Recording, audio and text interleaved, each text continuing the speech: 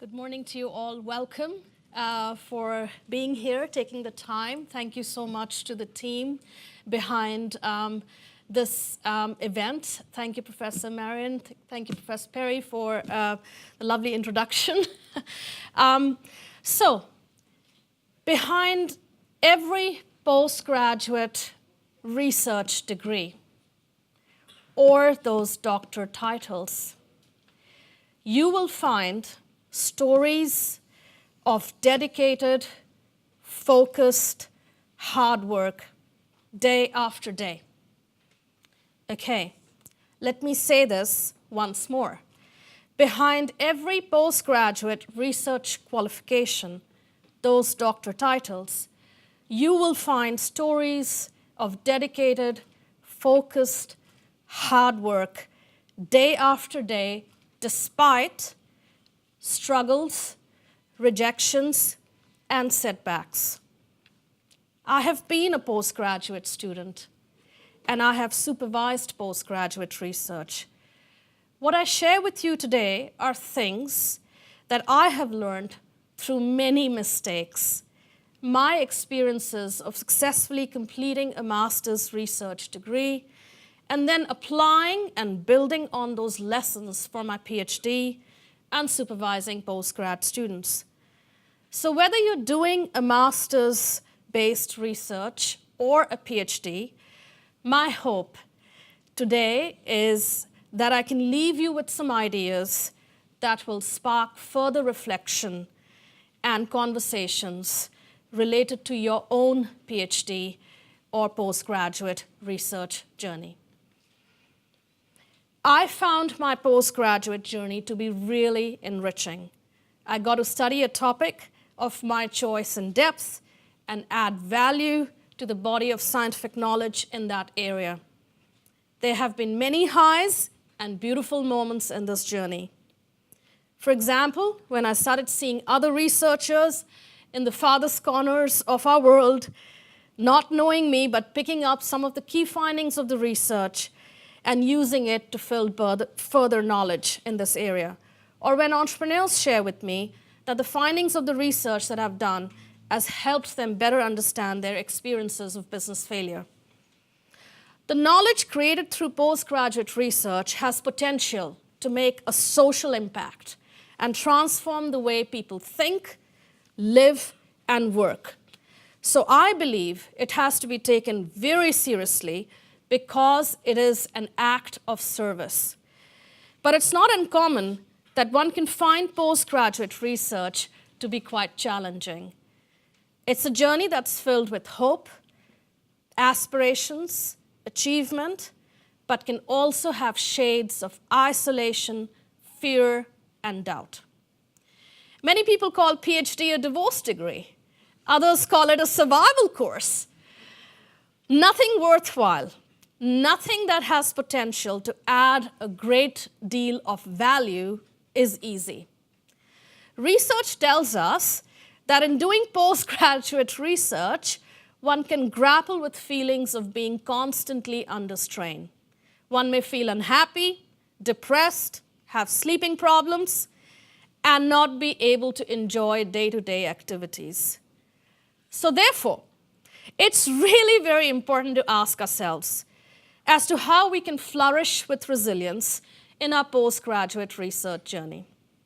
But first, what does resilience even mean? Research tells us that resilience is our ability to positively adapt and continue to live in a stable and healthy way when we face life's hardships, setbacks, or challenges. We also know that resilience is not a fixed, unique quality that only some of us have. Everyone feels hurt.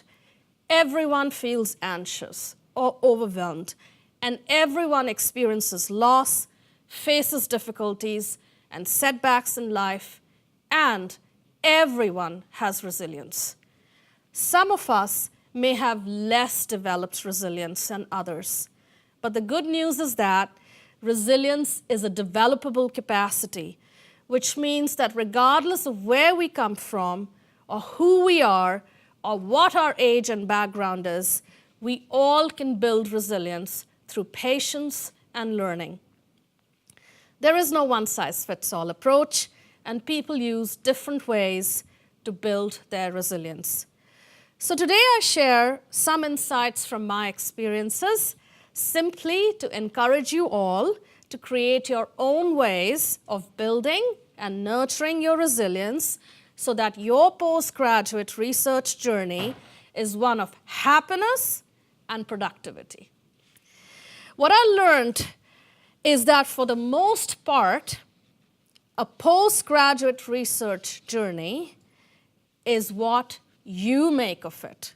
For me, it was certainly something I really wanted to do, and I considered it an absolute privilege.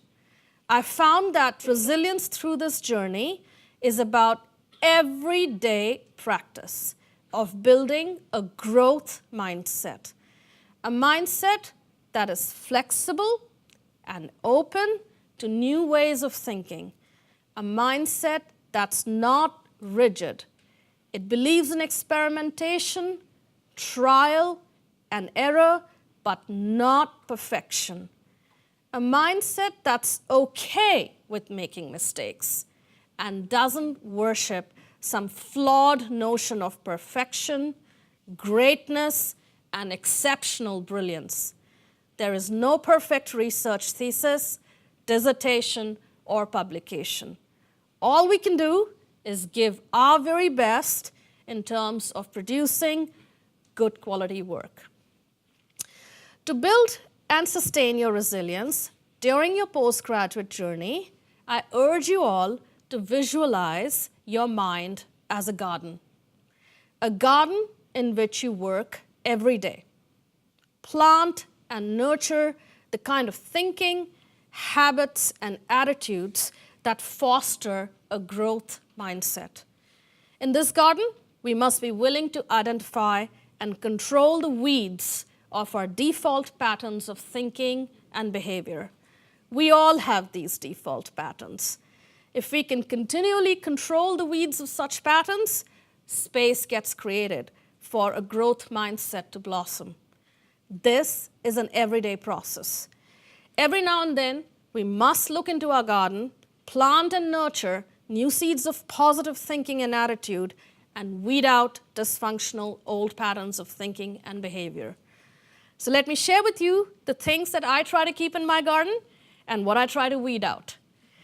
First, knowing your why for doing postgraduate research is very important. No one ever said this was easy, but the journey becomes easier when we know our why. The decision to do research was my active choice and not some kind of sacrifice. I owned every step that I took in this journey and how I felt during this journey. Times were really tough on many occasions, both financially and personally.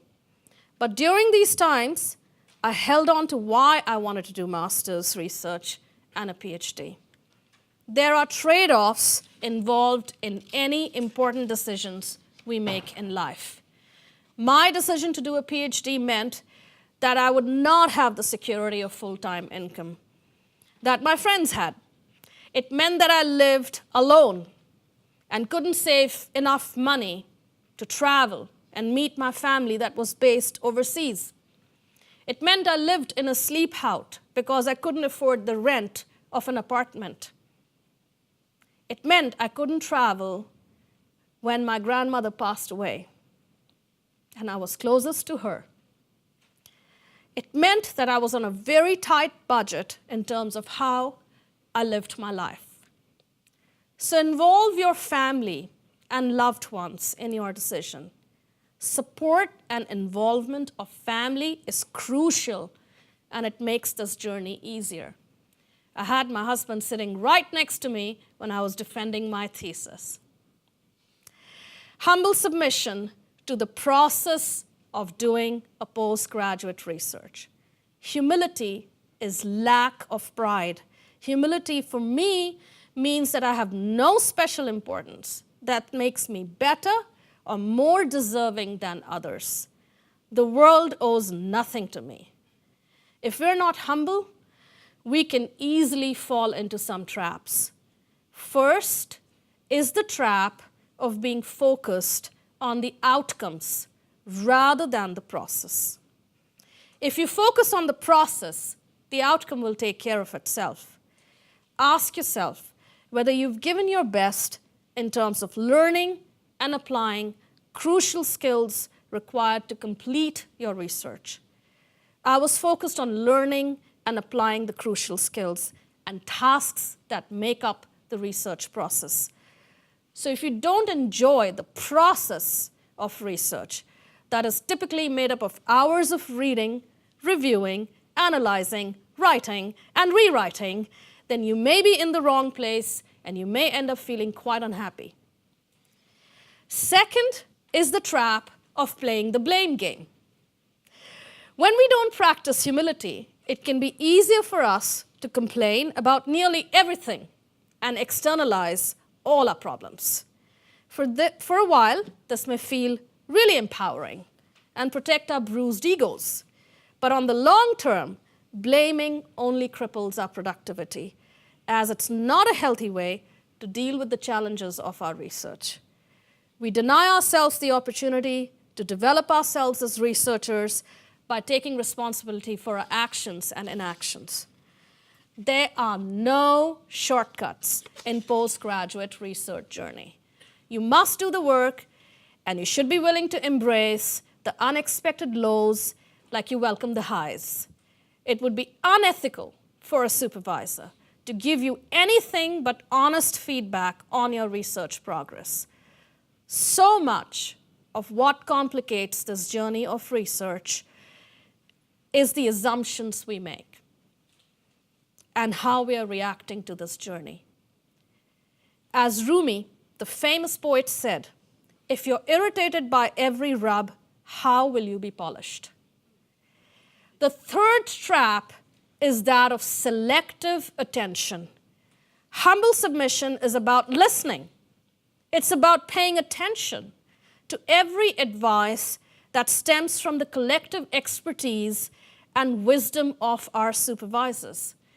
I was on a path to learn about disciplined research practice. And so this learning involved tapping into the guidance and experience of my supervisors. I therefore regarded all their suggestions, comments, and feedback through meetings or emails or on drafts of my writing as a checklist of points that had to be addressed. I would meticulously tick off items on that checklist. If I wanted clarity or disagreed with something or wanted to approach something differently in my work, I did my homework and went back to my supervisors with informed reasoning for further discussion. However, I never ignored what was on that checklist, not even one comment. Manage your time, energy, and focus. Given that we have finite amount of energy and time each day, how and what do we spend our time on? What do we focus on every day? How do we protect our energy for things that matter the most in meeting our research goals?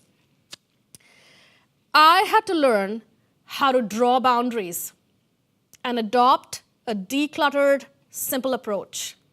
Yes, I learned that less is more. Can we identify and minimize the distractions that hinder our postgraduate research? Do we have a clear headspace to immerse ourselves in solving our research problems? To deal with financial hardship at a point in my PhD journey, I decided to take up more hours of work to support my income. Big mistake.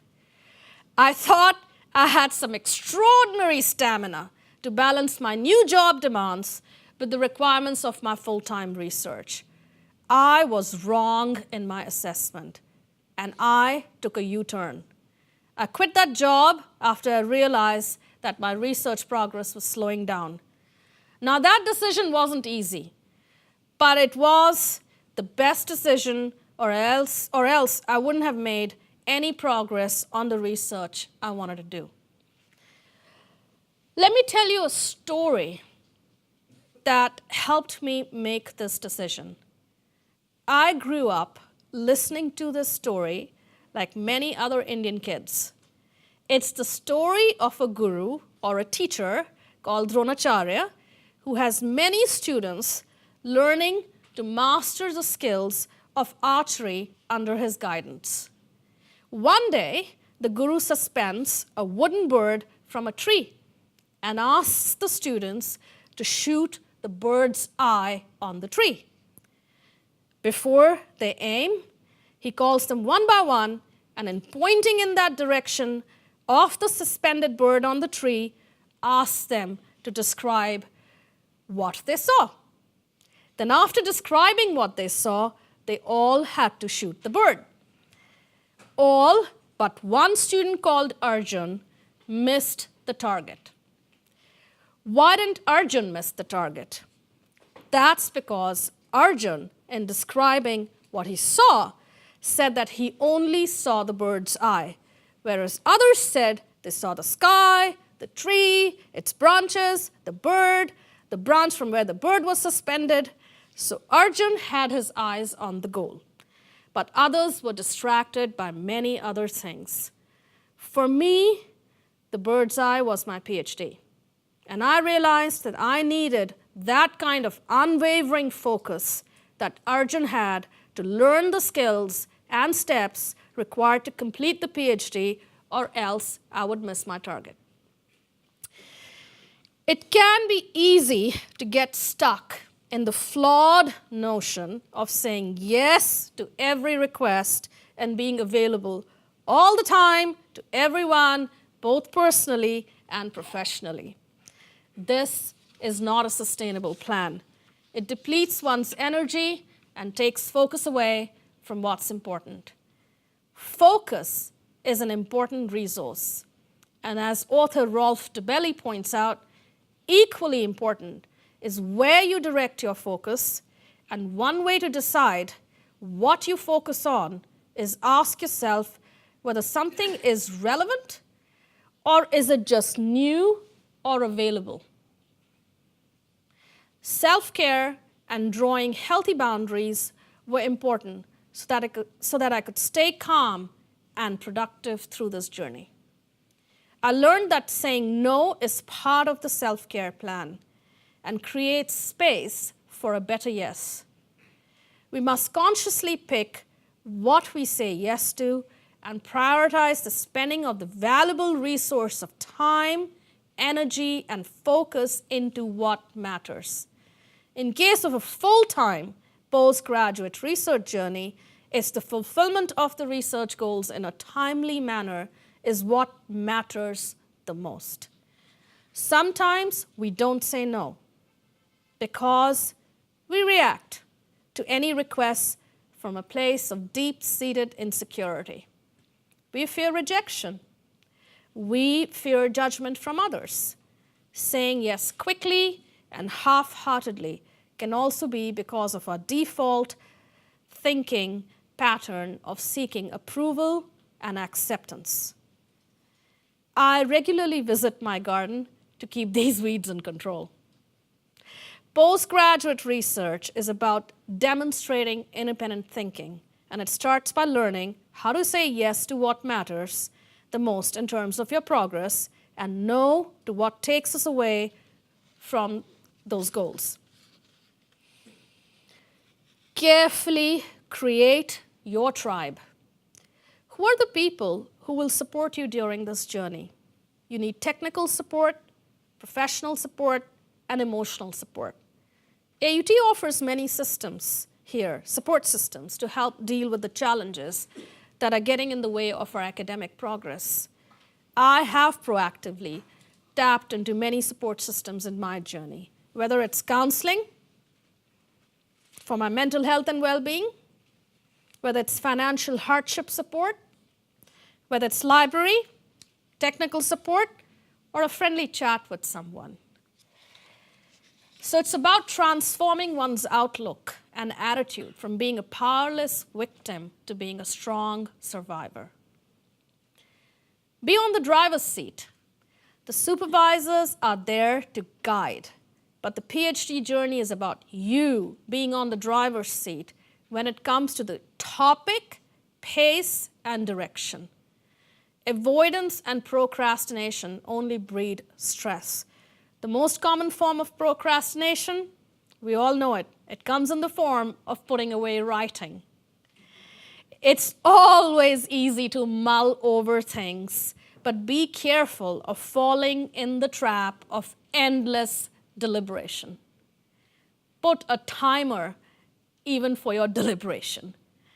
It's comforting because we're not actually acting on anything, so the risk of failure is zero.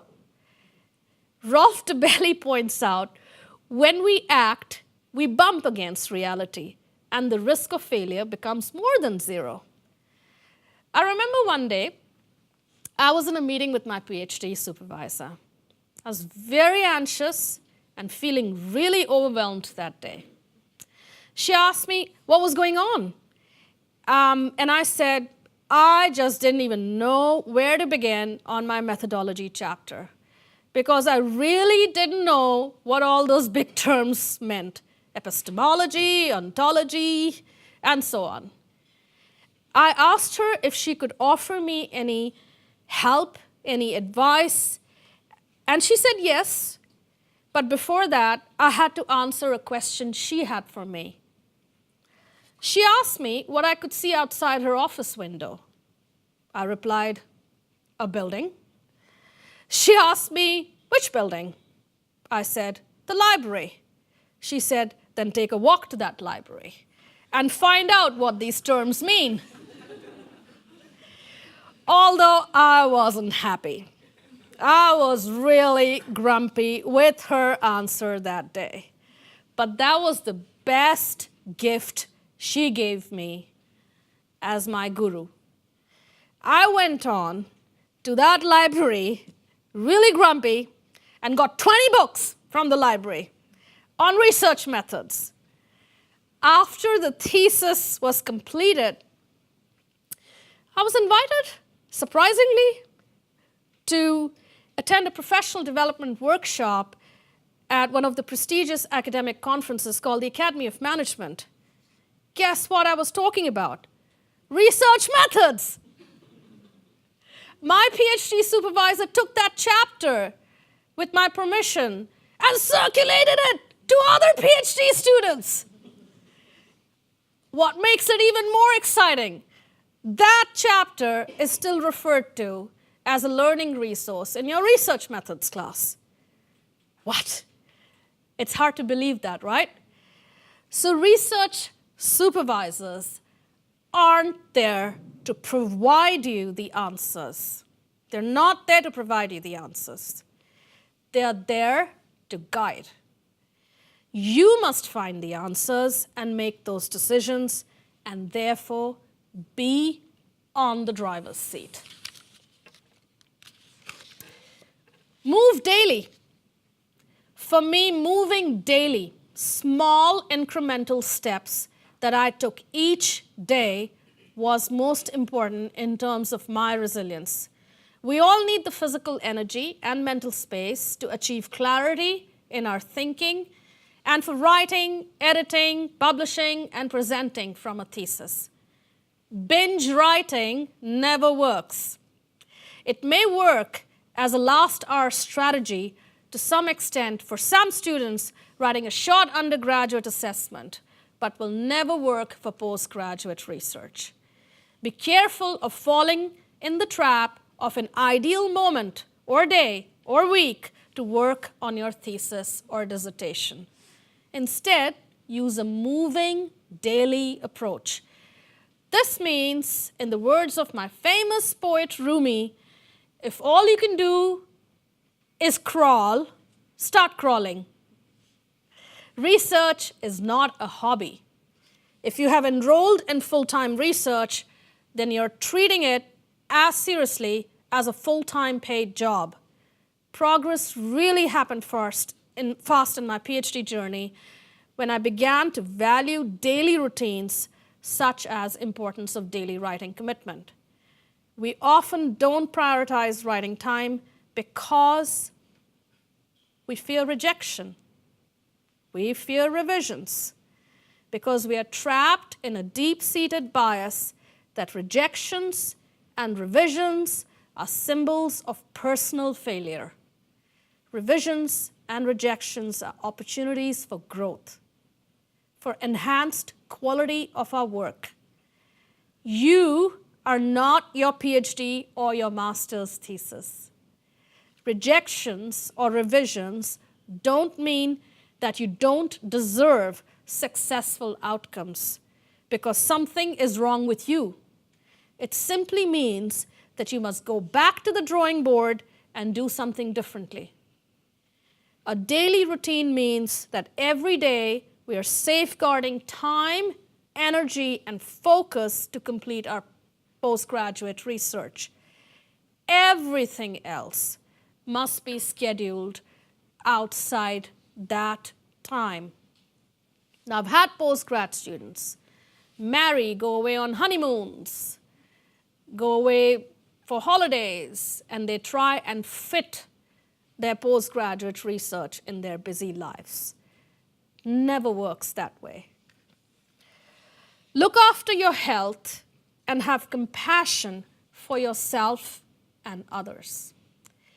Getting adequate sleep, nutrition, and time off from your postgraduate research is very important. I learned that from my journey, that a sense of balance is really important and you can't fill from an empty cup. So take time to recharge your batteries. If you're feeling tired or you're feeling sick, don't feel guilty when you take a break. Practice disciplined focus day after day, which is more important than counting hours. Also, have compassion for yourself and for your supervisors. Compassion flows both ways. Compassion in postgraduate research means that you put in your honest effort every day, but you don't chase perfection and apply this flawed notion on yourself or on your supervisors. On any given day, your supervisors have multiple work responsibilities in terms of teaching courses, service engagements, research, and other supervisions. It's therefore not fair to create a sense of urgency and expect them to drop everything else they're doing because of poor preparation and planning. Creation of knowledge is a collective effort. The work that I produced for my postgraduate research thesis is a result of collective effort. The effort that I put in, but also the many, many hours of effort by my supervisors, my colleagues, my friends, and my family. So don't forget to thank them and do celebrate every milestone and every little accomplishment along this journey with your tribe. To sum up, to be a resilient and productive scholar, plant in your garden the kind of attitude and thinking that enables you to embrace hardships, setbacks, rejections as part and parcel of a research journey, and helps you pick yourself up despite the mistakes and the unexpected twists and turns. No matter how much planning and careful deliberation you do, there will always be many things that turn out to be different to what your expectation was. That's the fun part of research, and that's the real learning that's going to happen. So enjoy every moment of it and keep planting and weeding in your garden to produce good quality research. Thank you so much.